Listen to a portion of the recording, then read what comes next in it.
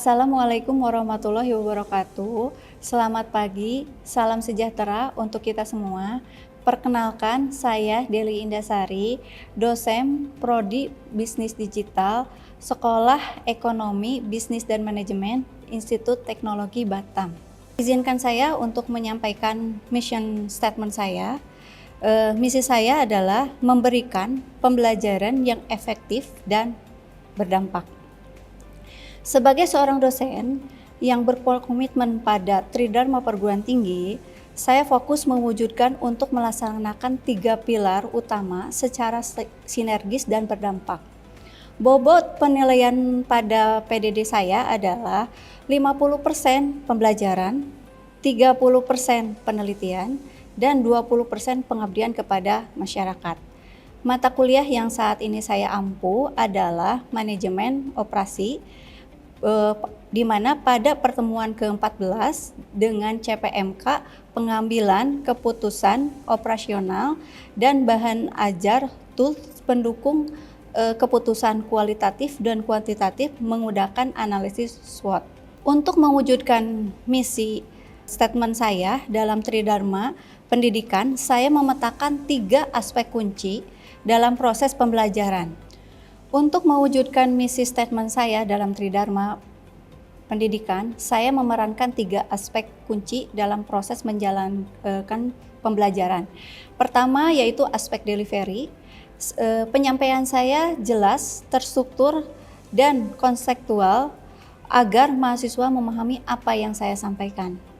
Saya mendefinisikan konsep SWOT secara singkat namun komprehensif sebagai alat analisis strategis mencakup strength, weakness, opportunity, dan threat dengan pendekatan bahwa faktor internal, strength dan weakness, dan eksternal, opportunity dan threat harus dibedakan secara jelas.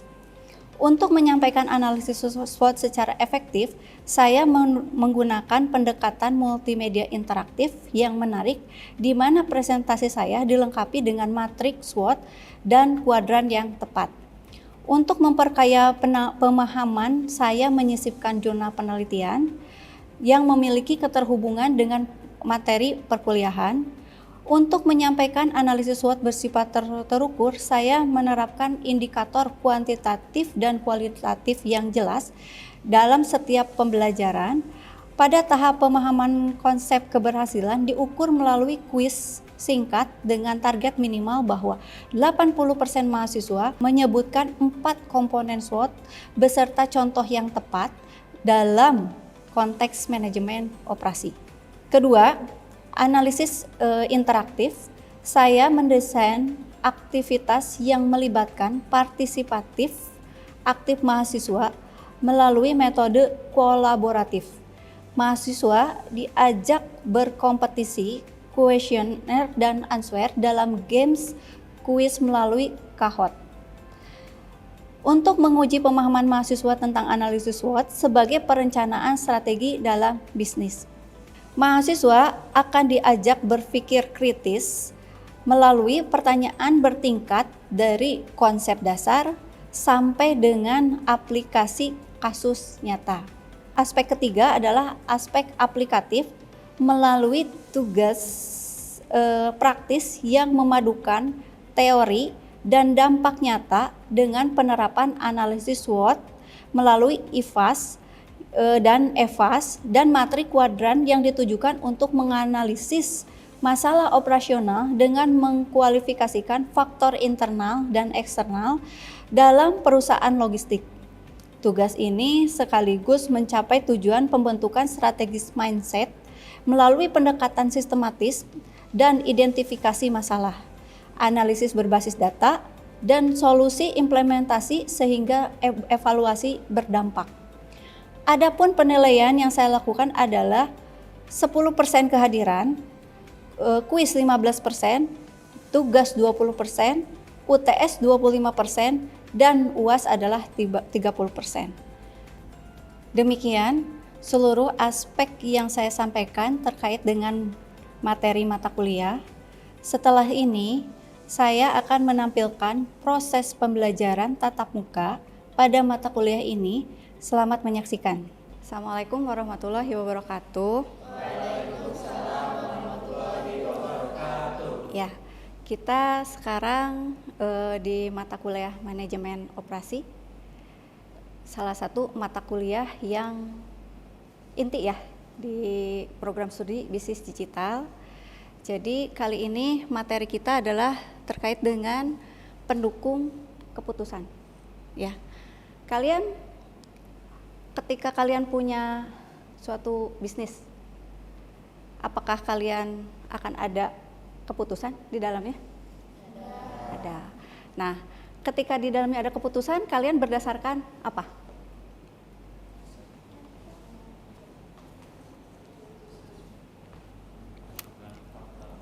Fakta. Terus? Data. Ya. Jadi jangan sampai ketika kita punya keputusan itu berdasarkan feeling, perasaan. Artinya kita hanya akan bersikap subjektif, bukan objektif. Jadi beda ya antara subjektif dan objektif. Kalau subjektif berdasarkan pendapat pribadi. Kalau objektif data. Oke, gitu ya. Jadi kenapa ya mata kuliah ini salah satunya adalah pendukung keputusan? Kita akan coba untuk menggali kenapa sih kita harus punya data, punya fakta untuk bisa support keputusan yang kita buat, gitu ya. Oke. Salah satu biasanya bukan harus pakai tools SWOT, tapi kita hanya pakai salah satu ya. Salah satu itu berarti dari sekian banyak ini bisa dipakai, yaitu adalah analisis SWOT. Pernah dengar? Apa itu? Strength, weakness, opportunity, dan threat ya. Jadi SWOT. SWOT.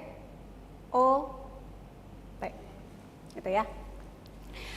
Analisis SWOT adalah analisis kondisi internal. Berarti internal tuh ngomongin internal di dalam perusahaan. Maupun eksternal di luar perusahaan. Ya, suatu organisasi yang selanjutnya digunakan sebagai dasar untuk merancang strategi dan program kerja. Ya, jadi kita harus melihat itu tidak hanya skup internal dan skup eksternal, gitu ya, untuk bisa menganalisis. Nah, analisis internal ini meliputi penilaian terhadap faktor strength atau kekuatan dan kelemahan, weakness. Jadi kalau kita lihat klasifikasi, kalau kita bilang bahwa itu adalah faktor internal, berarti kita cuma berbicara dua, yaitu kekuatan dan kelemahan. Oke. Nah, kalau analisis eksternal berarti mencakup peluang dan tantangan. Oke. Jadi berbeda sudut pandang ya di sini ya, gitu ya. Oke.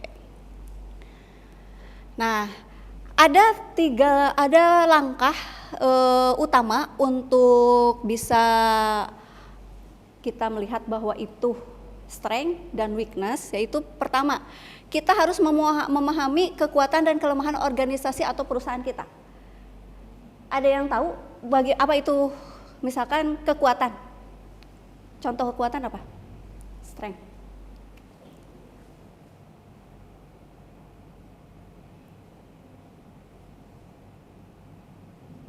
Berarti kalau kekuatan itu apa? Sesuatu yang kita kuat, unggul, powerful, apa? Misalkan apa? Contohnya misalkan kepemimpinan, boleh. Kepemimpinan, terus apa lagi? Skill, terus SDM, terus Kalau dilihat dari sudut pandang perusahaannya,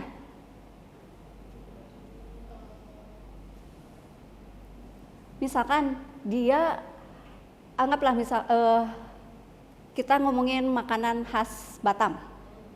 Makanan khas Batam misalkan lut gendang. Nah, ketika kita punya makanan khas Batam, kemudian yang tidak dimiliki kan di kota-kota lain, apakah itu bisa jadi strength-nya kita? Bisa. Berarti apa? Keunikan ya. Keunikan. Ya, khas. Oke, ini bisa jadi strength-nya kita. Ya, itu jadi sudut pandangnya apa sih yang lebih dari perusahaan kita ini? Itu bisa dikategorikan sebagai strength-nya kita. Oke. Kemudian kita juga harus mempelajari lingkungan organisasi atau perusahaan dan memahami peluang dan ancaman yang ada di lingkungan tersebut. Berarti apa? Ancaman ya. Ancaman tuh berarti ini ya.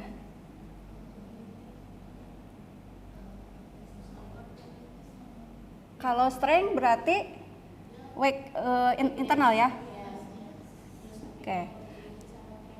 Oke. Berarti weak-nya apa? Kalau misalkan contohnya. Kelemahan kita. Pesaing, betul. Persaingan. Jadi sebetulnya kalian dengan kategori ini sudah bisa menganalisis kan? Analisis SWOT itu seperti apa? Oke, gitu ya. Jadi bahwa yang namanya menganalisis kekuatan mana yang dapat digunakan untuk mengambil keuntungan dari peluang yang khusus dan kelemahan mana yang dapat membuat usaha rawan pada saat menghadapi ancaman tertentu sehingga perusahaan dapat merencanakan opsi strategis yang lebih baik. Ya tujuannya kan kita pengen punya perusahaan yang sustainability, yang kita survive gitu ya, yang punya walaupun kita punya kompetitor tapi kita masih punya opportunity untuk menjadi yang terbaik misalkan gitu, sehingga misalkan si user itu puas kayak gitulah ya, semacam-macam begitu. Oke. Ada yang masih ingat terkait dengan pendekatan kuantitatif dan kualitatif? Oke, apa Karlina?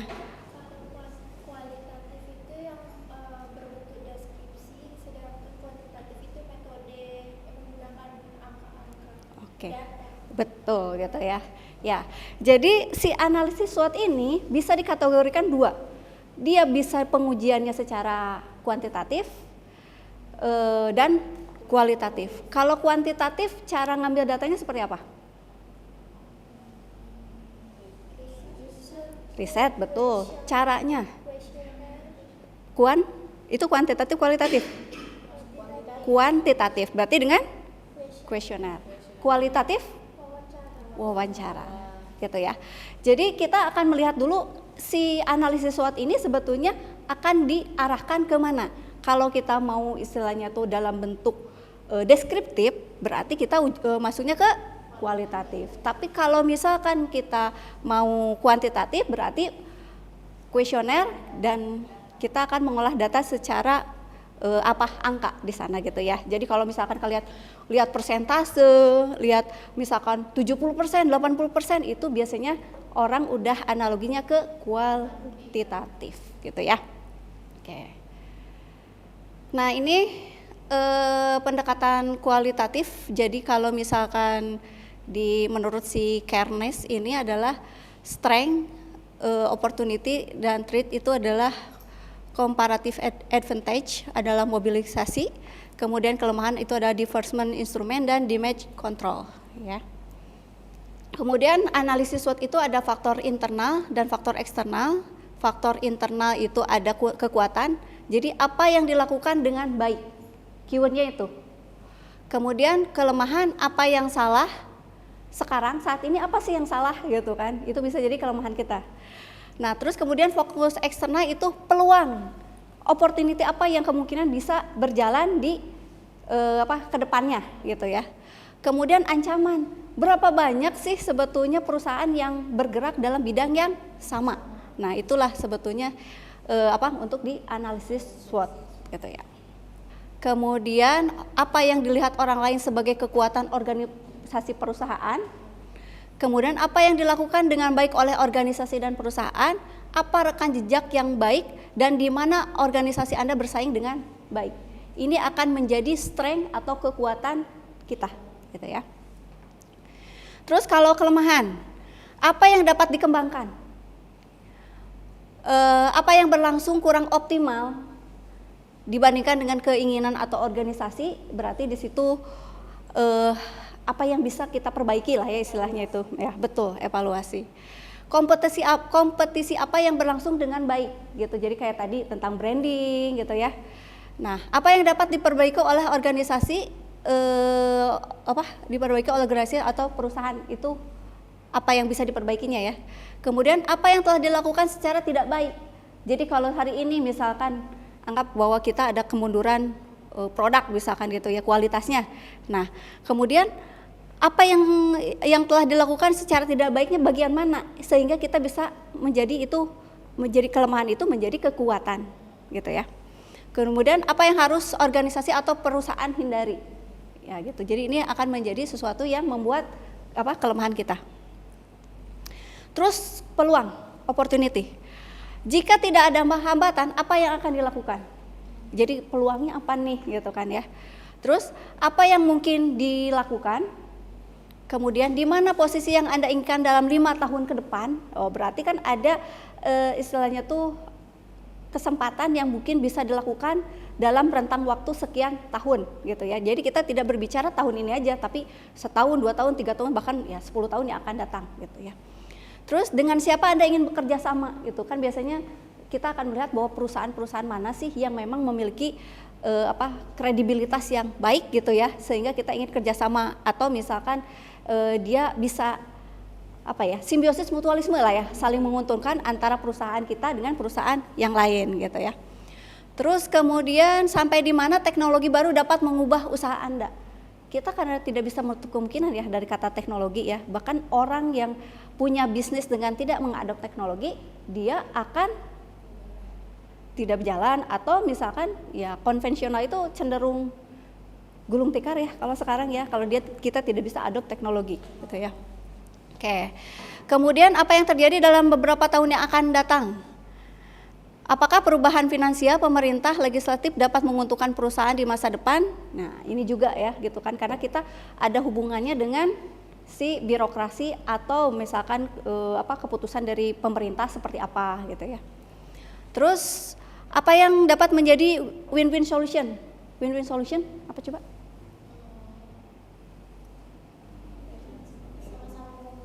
Sama-sama menguntungkan, 50-50 gitu kan ya, 50% gitu ya gitu. Jadi ini bisa menjadi peluang. Oke, kemudian ancaman. Ancaman adalah apa yang menghambat perkembangan usaha Anda. Ya, kalau tadi kata kalian itu adalah ancaman itu adalah persaingan gitu ya. Berarti berapa banyak jumlah perusahaan atau bisnis yang bergerak dalam bidang yang sama gitu ya. Terus kemudian apa yang dilakukan oleh pesaing Anda? Misalkan apa? Contohnya mungkin di pesaing atau perusahaan lainnya itu dia memiliki teknologi yang terbarukan, sementara di perusahaan kita enggak, itu bisa menjadi salah satu contoh aja. Oke, betul ya. Terus kemudian apakah teknologi perkembangan baru mempengaruhi usaha Anda? Iya. Contohnya? Mengikuti zaman. Mengikuti zaman. Pembayaran aja lah. Oke. Kita dulu masih cash, Heeh. sekarang udah cashless. Oke, betul ya, pakai QRIS. Siapa yang nggak pernah pakai QRIS? Semuanya pakai ya? Oke. Berarti kalian sudah mengadop teknologi ya. Jadi sebenarnya kemarin juga Ibu sempat ya, ada yang namanya kayak semacam merchant itu kayak perusahaan, atau bukan perusahaan lah istilahnya tuh UMKM, yang Ibu mau bayar pakai QRIS dia nggak ada. Gitu kan, itu kan jadi akhirnya Ibu nggak jadi beli gitu kan ya. Jadi di sana bahwa pentingnya sekarang kita mengadop teknologi, bagaimana caranya memudahkan si customer gitu ya. Jadi customer nggak perlu misalkan dia ke ATM dulu ngambil uang cash gitu kan, kemudian bayar, kan itu ya cukup meribetkan ya gitu. Makanya sekarang gimana orang untuk bisa memudahkan agar si perusahaan itu sustain gitu ya. Tapi sekarang dengan adanya si QRIS itu, orang sudah tahu nih cash flow-nya itu bagaimana kan, sehingga hal tersebut bisa kalian apa sih, anggaplah jadi Bank Indonesia sebagai orang yang misalkan tahu bahwa apa si cash flow-nya seperti apa misalkan, sehingga dia bisa memudahkan kalian untuk pinjam uang misalkan gitu ya, untuk pendanaannya. Berarti bisa terlihat bahwa oh dia berapa nih satu bulan ini kesempatan apa namanya itu untuk untungnya gitu kan ya, berapa dia kerugiannya, tanpa kalian harus upload suatu berkas yang memang bisa membuat ya ada human error gitu kan ya. Tapi dengan cara seperti itu dia tidak lagi kesulitan gitu, karena sudah terdeteksi bahwa oh cash flow-nya berapa gitu ya. Nah, ini untuk pendekatan kualitatif. Kalau tadi kita berbicara kuantitatif, kalau sekarang kualitatif artinya di sini ada angkanya. Ini menyusun kuantitatif ini ada bobot ya. Jadi bobotnya itu kayak gini, kekuatan. Jadi karena kita nanti kan ada misalkan kuesioner, berarti kan kita harus punya range ya, antara misalkan puas, tidak puas, setuju, tidak setuju gitu kan ya. Nah, sehingga kita bisa mengakumulasikan bahwa sebenarnya dari tabel IFAS ya. Kalau IFAS itu berarti internal, kalau EVAS itu adalah eksternal ya. Jadi di sini kan ada skor ya, misalkan gini, ini skor 1 sampai dengan 10, bobotnya 1 sampai 4, kemudian ditotalkan dari hasil kuesioner tersebut, kemudian sama kelemahan juga skornya 1 sampai 10, kemudian bobotnya 1 sampai 4 ditotalkan, dan semua ini akan dikurangi ya gitu ya, sehingga menghasilkan angka ya. Maksud nggak ya? Oke, ada pertanyaan? Tidak ada? Oke, kalau nggak ada kita games ya.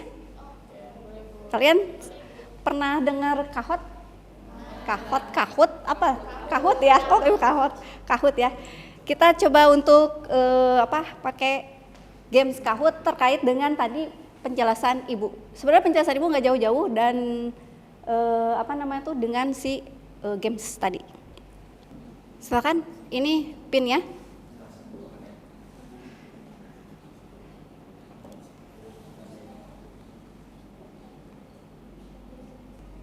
Ada berapa nih? 1, 2, 3, 4, 5, 6, 7, 8, 9, 10, 11. Ini warna yang dipilih warna.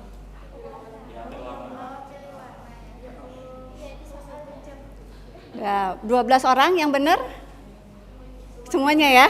Oke. Terus Next bu.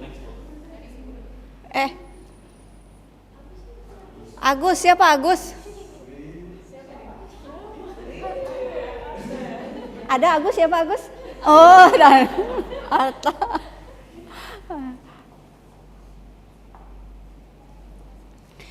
Manakah yang termasuk faktor internal SWOT?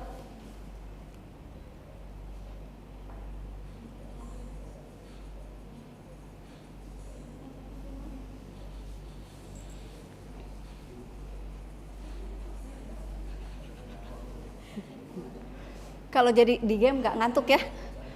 Oke, ada 11, satu yang salah.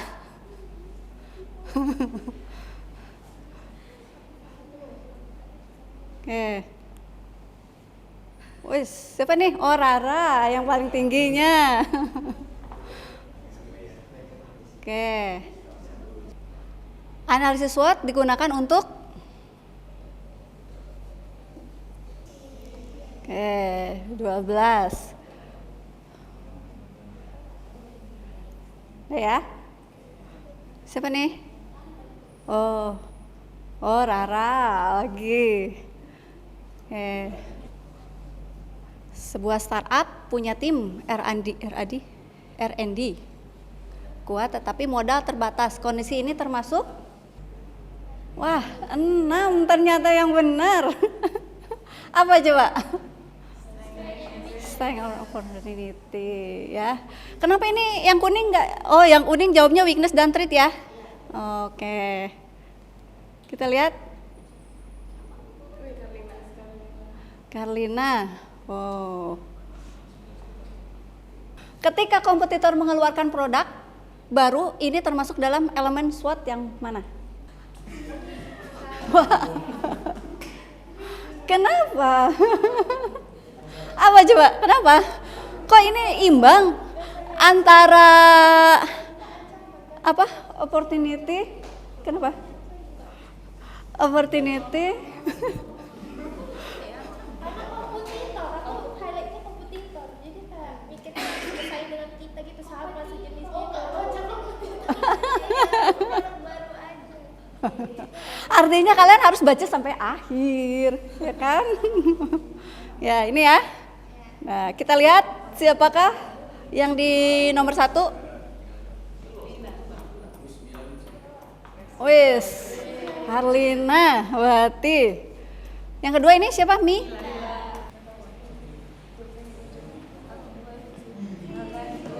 Oke. Ini kenapa ada yang jawab riset pasar?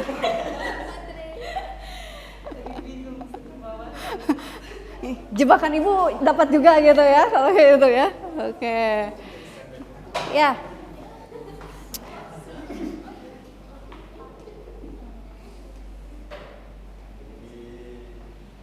Yang ketiga Naila. 2 Mila. 1 Karlina. Oke, ini kita standing applause buat teman-teman kalian. Ya. Stand up, Iis, Rara. Oke. Ya, jadi pemenangnya adalah Karlina. Kedua Mila, ketiga Naila. Oke. Jadi ngerti ya? Udah sampai mana ya? Paham ya? Oke. Kita cukupkan perkuliahan kita di pengambil keputusan ini, sehingga jelas ya bahwa ketika kita sudah tahu bahwa perusahaan itu ada di kuadran berapa, sehingga kita akan jelas memberikan keputusan strategis apa. Jadi bukan berdasarkan perasaan, tapi berdasarkan fakta dan data. Oke, itu conclusion kita hari ini. Ibu cukupkan perkuliahan kita hari ini. Assalamualaikum warahmatullahi wabarakatuh. Ya, oke, terima kasih ya. Ya. Demikian pernyataan dosen unjuk kerja Tridharma Perguruan Tinggi dalam bidang pengajaran. Untuk mengakses video pembelajaran yang dilakukan secara lengkap, silakan klik link yang terdapat pada kolom deskripsi.